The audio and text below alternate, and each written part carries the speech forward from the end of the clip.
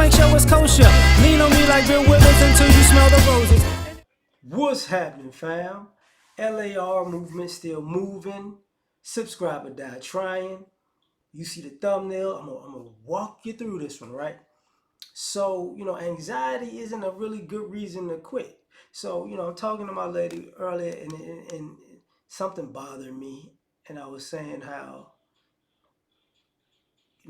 I don't believe in the current era of people and their trauma and anxiety, because what I look at it as is a bunch of people who um, were never actually did anything in life. So everything is just a mental battle that they're playing with themselves that never actually played out in life. And what I mean is this: when I was young, excuse me, um, they used to use the term sink or swim, fight or flight. And so even if you were scared of something, somebody, even though you were too scared to jump in yourself, somebody toss you in, like, you're going to get over this. So your anxiety, people forced you out of it and made you actually deal with whatever you was nervous about. And what I was saying was, like, this current era, you got a lot of people who don't sink or swim because they don't jump in the water and they don't get pushed in. Excuse me. They just stand on the edge and think about what can possibly happen, and that's traumatic. Oh, you know what? You know, you don't understand the pressures of almost jumping in, and I almost drowned, but I didn't jump in and swim or drown. But I'm so hurt, I'm scared. You don't understand what I'm going through. Oh, the thinking, the overthinking, the doing absolutely nothing but thinking about doing something that I'm too scared to do. It's, you don't get it. You should help me. It's like, no, no, don't let me see you standing on the edge. I'm gonna push you. You know what I'm saying? You might well call me a DB playing man-to-man press. Boy, I'm about to jam you. Just bow, two hands. You go, oh, no. And then that becomes the trauma. The trauma becomes the person that pushed you into the situation that you got to sink or swim in, that you were just standing there wasting your time and life away. Because, excuse me, a lot of the stuff that people are scared to do is really minor. So, a lot of this stuff that people call traumatic or what they're going through, it's like, that's something you could have got over in 5 minutes if you'd actually did it. So what happens is you build a narrative, you build a story, you build a fear over and over and over and over and over again. And then your fear paralyzes you. You get what I'm saying? You overanalyze the situation and don't do anything, um, um, paralysis of analysis, procrastinating everything away.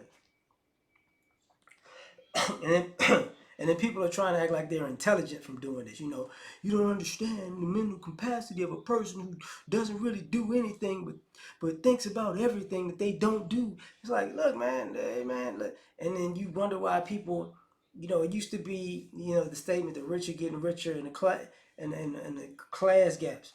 Part of that is, sometimes, excuse me, long day. Part of it is, uh, sometimes family, life, work ethic, luck, have people in different classes. But now, part of what's separating it is people's actual lack of progression. Like, people actually don't take the first step on the journey to be whatever they want to be. They just stand there. So now you get a lot of separation because the people who actually decided to take the journey are getting farther than the people who don't. And then, those people, when they get there, they have to compete with the people who are quote unquote already there. So to me, it's like, basically, people want to have anxiety from basically not living. I'm too good to try. I quit, and that's what I titled it. People quit before they even try. because they talk themselves out of it and they think themselves out of it, and that wasn't allowed. And ironically, parents that push you into it are looked at as abusive. You get what I'm saying? So you made me do what I was scared to do, but what I wanted to do, and I wasn't ready to do it. Well, here's the thing. Part of the sink or swim, fight or flight moment is you don't have the time to waste. Life is too short to be stuck in one spot, scared of one thing when there's so many other aspects of life that you gotta go through. And that's part of the arrested development of people. People don't have the confidence to even take a chance or take a risk or actually critically think something through and be able to forecast and predict the future or be how can I say active. No. Well, yeah, active participants in building the life that they want. So because they never tried. They never sank. They never swam. They never had to fight for anything. It was just, you know, somebody else got to do it for them because they just can't get off their behind and do it. And there's a lot of resentment in the world because of that. Because people are tired of carrying people along who do the bare minimum. You get what I'm saying? So that's my point on this one. Tell me what you think. Like, share, subscribe, or die trying. Catch y'all on the next one. Peace.